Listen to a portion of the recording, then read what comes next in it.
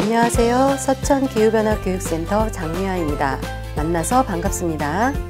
지난 시간에는 제4탄 수염 핀란디시아를 이용해서 우리 집 실내 공기 지킴이를 만들어 보았는데요.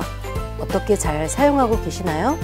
자, 이번 시간에는 방구석 기후공작소 제5탄 조개가 들려주는 기후변화 이야기를 해볼 텐데요. 지금부터 조개 이야기를 들어볼까요? 자, 오늘 학습할 내용은 첫 번째, 기후변화로 인한 해양산성화가 해양생물들에게 어떤 영향을 미치는지 아주 간단한 실험을 통해 알아볼 거예요. 두 번째, 해양생물을 보호하기 위해 어떻게 해야 하는지 만들기를 통해 생각해 보는 시간을 갖도록 하겠습니다. 우선 첫 번째 실험에 앞서 해양산성화를 알아보기 전에 pH 개념에 대해 살짝 짚고 넘어가 볼게요. pH는 수소의 이온 활성도를 표현한 지수로서 용액의 산성도를 평가하는 데 활용되고 있어요.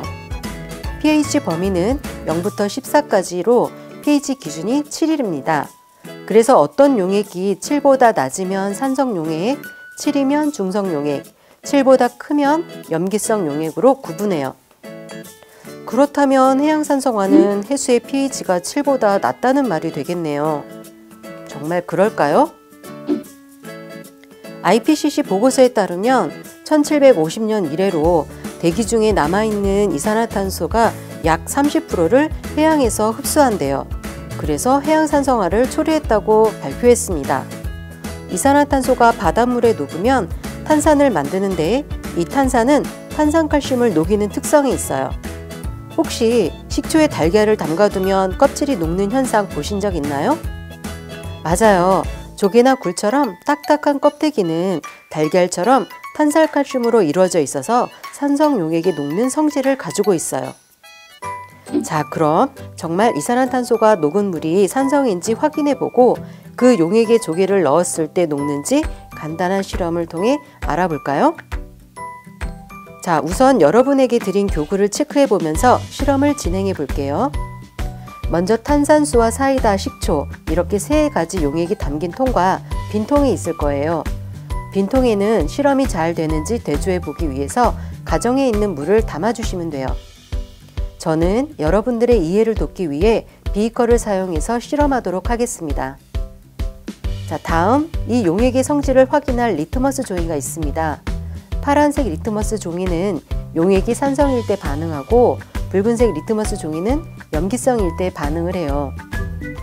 그럼 준비된 4가지 용액에 파란색과 붉은색 리트머스를 차례차례 넣어 볼게요.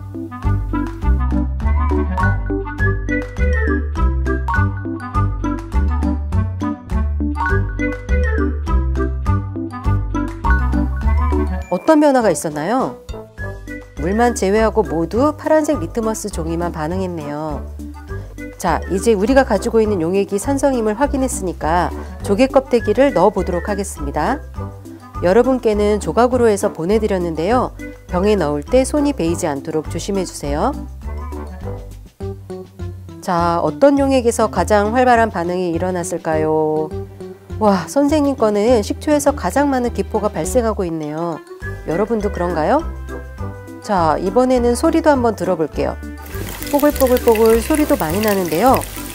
여러분, 앞으로 조개 껍데기 운명이 어떻게 되는지 시간을 갖고 천천히 변화되는 과정을 관찰해보면 좋을 것 같아요.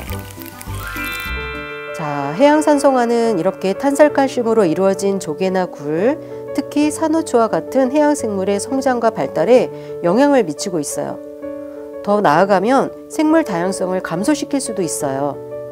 그리고 어업과 양식업에 생계를 의존하는 지역사회도 큰 피해를 입게 되겠죠.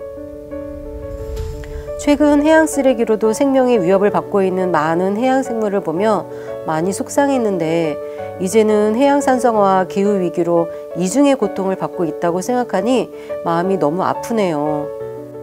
자, 그렇다면 해양생물을 보호하기 위해 우리가 할 수 있는 일이 무엇이 있을까요?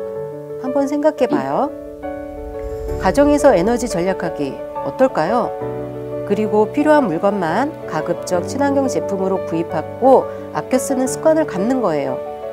또 버릴 때 꼭 분리배출하는 습관을 갖는 거예요. 잘 실천할 수 있겠지요? 자, 마무리로 비치코믹 냉장고 자석 만들기로 정리하려고 해요.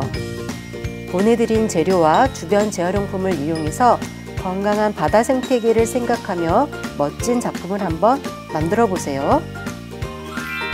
지금까지 방구석 기후공작소 제5탄 조개가 들려주는 기후변화 이야기였습니다. 곧 6탄에서 다시 만나요. 감사합니다.